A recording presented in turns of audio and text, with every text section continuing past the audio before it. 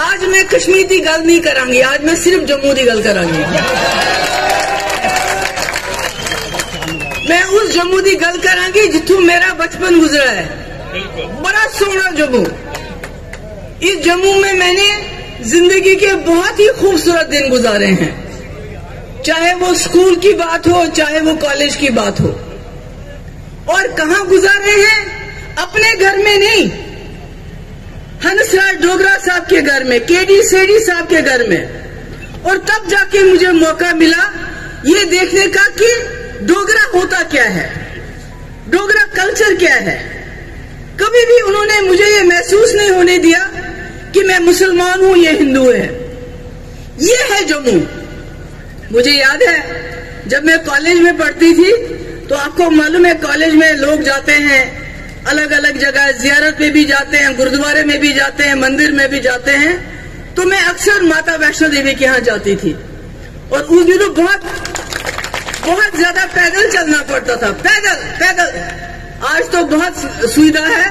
और जब मैं वापस आती थी वहां से, मैं इतना थक गई होती थी। जो सेठी साहब की मिसेज होती थी, उनकी पत्नी थी, तो वो गर्म पानी में नमक डाल के मेरे पाँव धोती थी, जैसे एक माँ होती है। ये है जम्मू, ये है जम्मू का डोगरा कल्चर। इसमें मैं पली बड़ी हूँ। और आज मुझे अफसोस होता है कि जम्मू के लोगों को इन्होंने कहां पहुंचाया हुआ है। जम्मू में कितनी तकलीफ है लोगों को, मगर बात नहीं करते। कहते हैं अगर बात करेंगे, बोलेंगे, देखो ताना देंगे, तुम्ही ने तो बीजेपी को साथ दिया, तुम्ही ने तो बीजेपी को लखनपुर से यहां लाया। जम्मू के लोगों का दम घुटता है। बोले तो किसको बोले, क्योंकि ताना दिया जाता है जम्मू के लोगों को कि आपने बीजेपी को लाया। और ये सही है।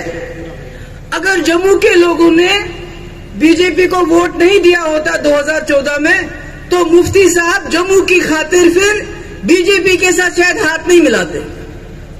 हो सकता है वाजपेयी जी का एजेंडा चलाने के लिए मिलाते, मगर मुफ्ती साहब ने बीजेपी के साथ इसलिए भी हाथ मिलाया कि जम्मू के लोगों ने उनको वोट दिया था। और आज जम्मू की क्या हालात है? अभी जो आपके ये की रिक्रूटमेंट हुई, उसको कैंसिल क्यों करना पड़ा? उसमें चोरी क्यों, उसमें धांधली क्यों? और उन धांधलियों में कौन शामिल है, उसका नाम हमें बताओ। गवर्नर साहब, उसका नाम बताओ। नहीं बता सकते, क्योंकि बताएंगे तो बहुत मुश्किल हो जाएगी, बड़ी मुश्किल हो जाएगी।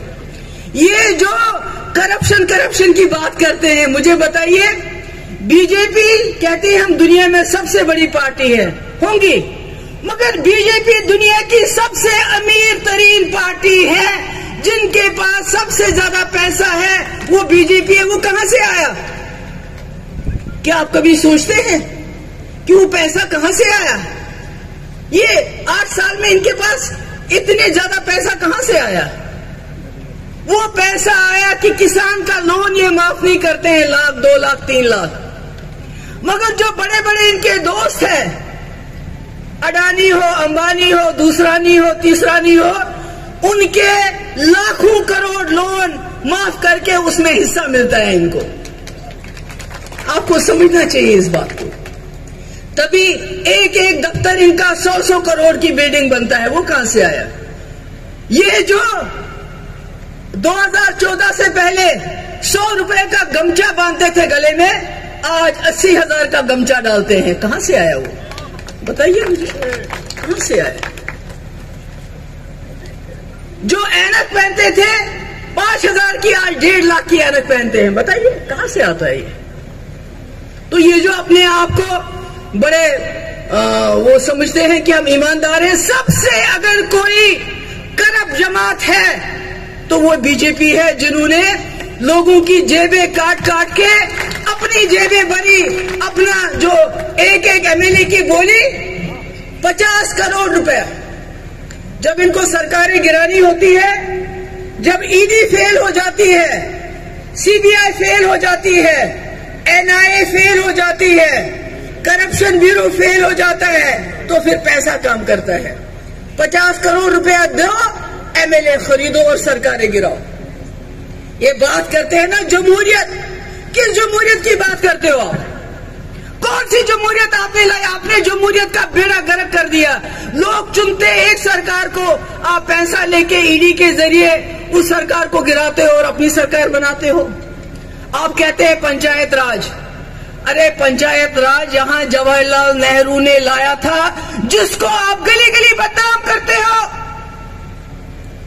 क्यों? क्योंकि वो, और ये तो बना सकते थे, लेफ्टिनेंट गवर्नर तो जम्मू का क्यों नहीं बनाया? जो आप बना सकते थे बीजेपी वालों, वो आपने क्यों नहीं बनाया?